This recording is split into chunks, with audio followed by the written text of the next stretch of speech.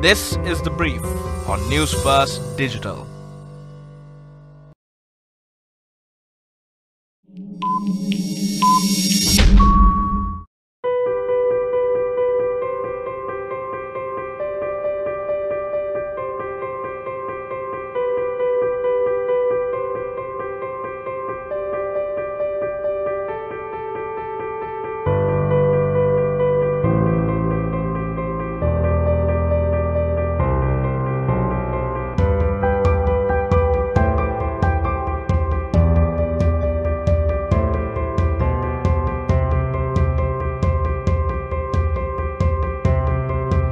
This is the brief on Newsfirst Digital.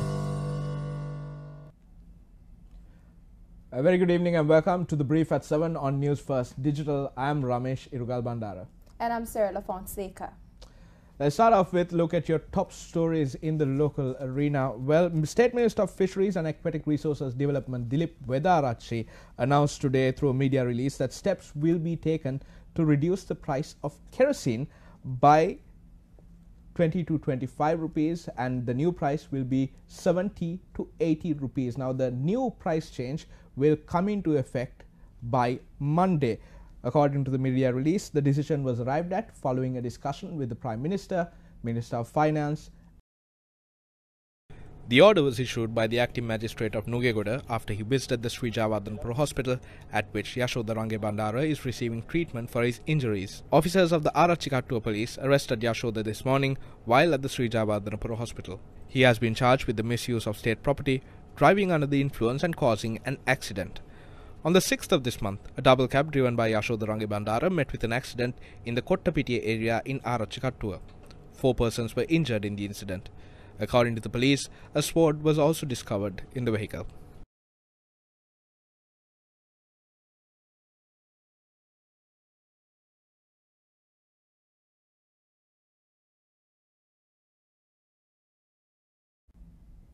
There are reports emerging that the new income tax regulations has granted a tax exemption to ministers and parliamentarians. This tax exemption is from the payee tax that all other state officials have to pay. 2 ministers provided 2 very different answers when we asked why this was done. We have granted the tax exemption to government officials as well, not only ministers. The officers use their vehicles for government work as well. They very rarely use these vehicles for their personal needs. Even in private companies, the vehicles are used for the company's work. So, many people were of the opinion that the tax is unfair.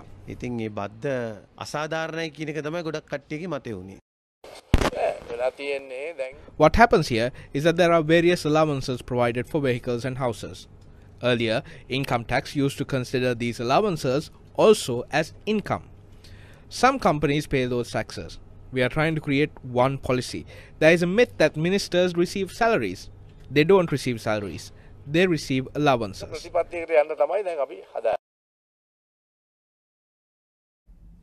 Now, the Central Committee of Sri Lanka Freedom Party met at the President's official residence last evening.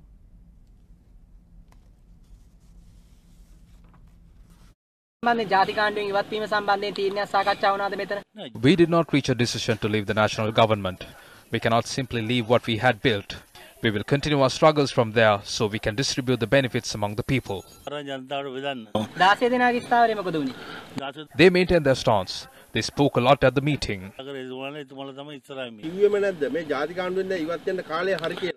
No, no one said so.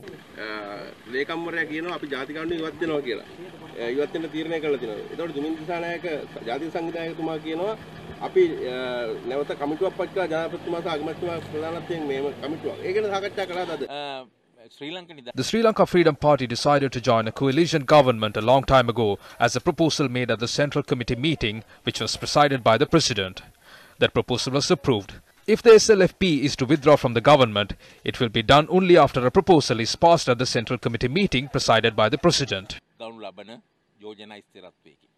ආණ්ඩුවෙන් ඉවත් වෙච්ච 16 දෙනා හැමදාම කියන මධ්‍යම කාරක සභාවක් තියෙනකොට ආණ්ඩුවෙන් ඉවත් වීම ගැන මේ ශ්‍රී ලංකා නිදහස් පක්ෂයේ සාකච්ඡා කරනවායි කියලාලා. නමුත් මේ වෙනකොට ඔබතුමාලා හැමදාම මධ්‍යම කාරක සභාව ඉවර වෙලා එළියට ඇවිල්ලා කියනවා එහෙම දෙයක් සාකච්ඡා වුන්නේ නැහැ කියලා. ඒ කියන්නේ මේ 16 දෙනා දිගින් දිගටම රටේ ජනතාවට කියන්නේ බොරුද? නෑ නෑ. A proposal has been made to the Central Committee. That proposal exists. Though it was not discussed today, it was discussed before.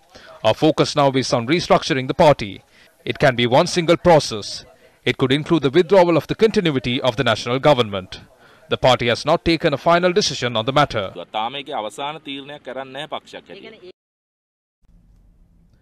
The final rites of veteran journalist and television presenter and Hemanalin Karunaratne were conducted at the Borella Cemetery today.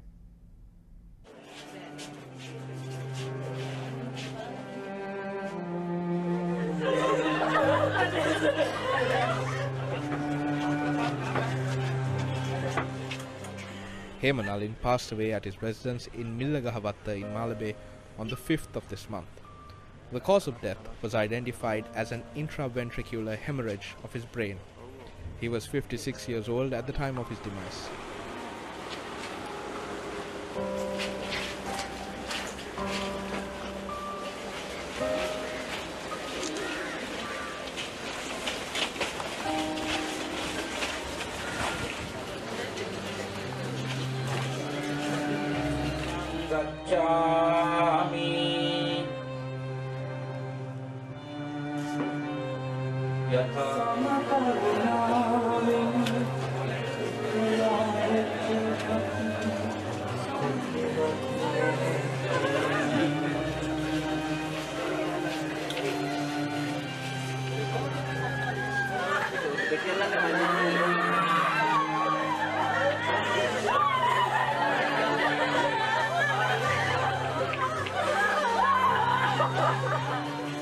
A television presenter, scriptwriter and researcher, Hemanalin Karunaratne, whose eloquent use of the language instantly grabbed the attention of the audience, inspired a generation of media personalities.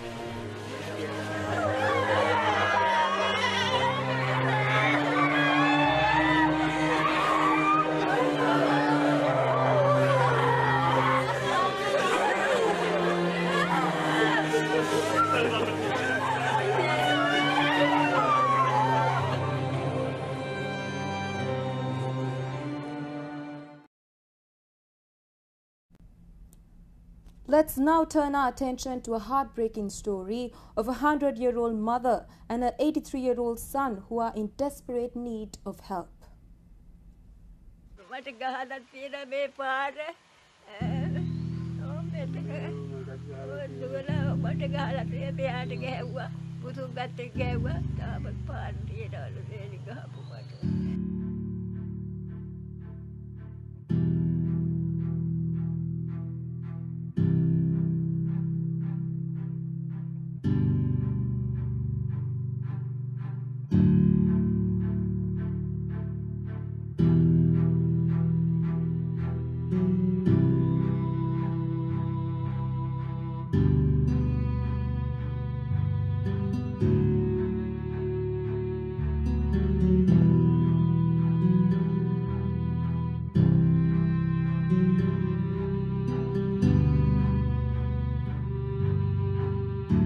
මට තියෙන ඉඩම ලේලියයි වහලා කියලා තියෙන කී මේකද ඒකද කියන්නේ ඒගොල්ලෝ තේරෙව අපි බෝඩයි පුතත් බෝඩයි වකුණු දන්නේ නැහැ වකුණු කියනවා අකුණු දන්නේ නැහැ ඒගොල්ලන්ට ඕනත් බැක්කු පොතත් අරන්නේ ලේලි දුවයි මෙයාගේ දුව බැක්කු පොතේ පොලියට ආවා මේවත් ඒ ගන්නවා එනවා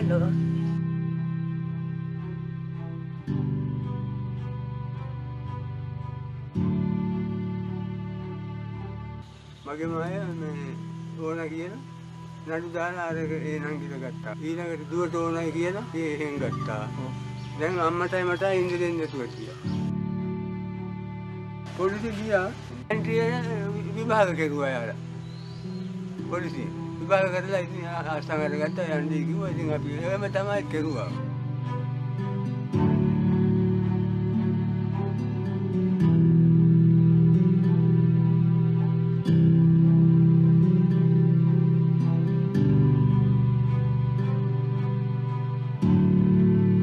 අම්මා මැරුණා කෙරුවා කැටි.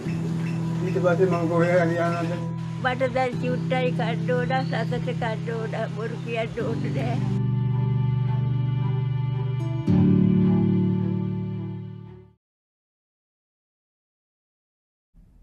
Now, the Maldivian Election Commission announced yesterday that the presidential election would be held on the 23rd of September.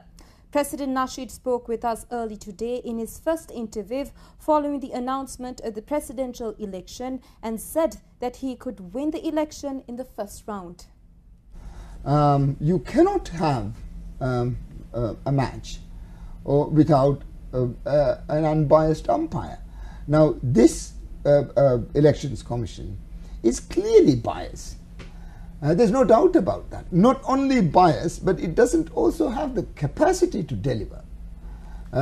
Elections is a lot of number crunching, and you do need a group of people who are also familiar with numbers to see that the whole thing works. Mm-hmm. So you can't actually just pick activists from your rank and file and then install them as judges, elections commissioners, or any such thing. And I am but very hopeful that we will be able to change the Elections Commission in the coming days. Mm-hmm. If you are going to apply as the MDP candidate, can the Elections Commission reject it?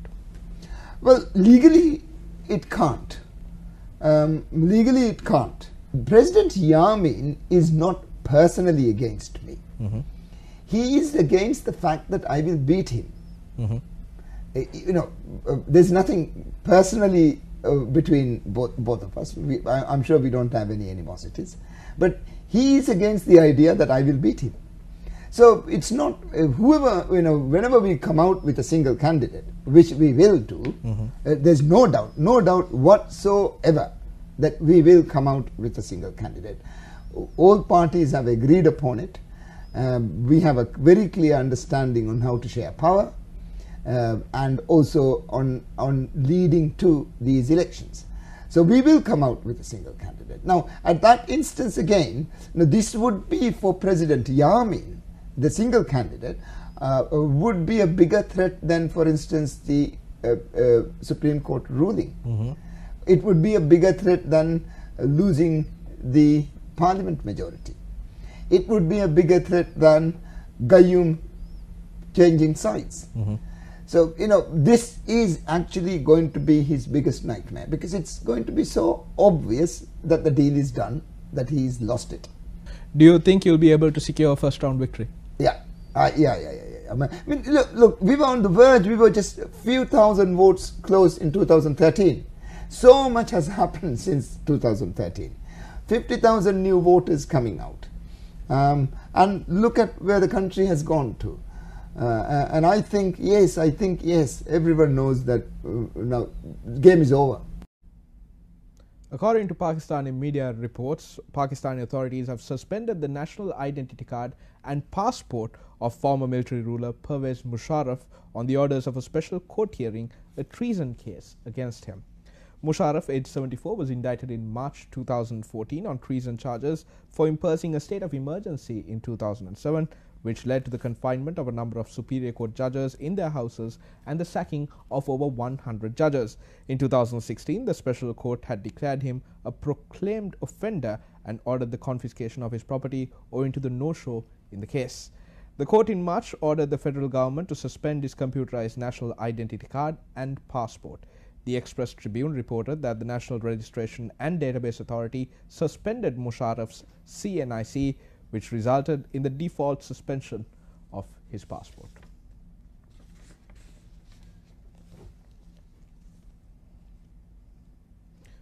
Also, a small reminder to stay with News First and join Primetime News at 9 p.m. on TV1 for 2 special reports on the destruction of the Knuckles Forest Range and on the future of Sri Lankan Airlines and what has happened to it.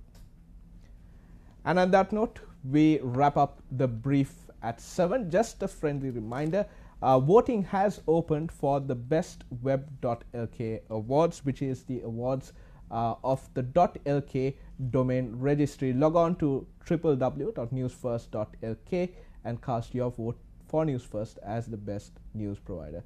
I'm Ramesh Irugalbandara for Newsfirst Digital. And I'm Serala Fonseka. Good night.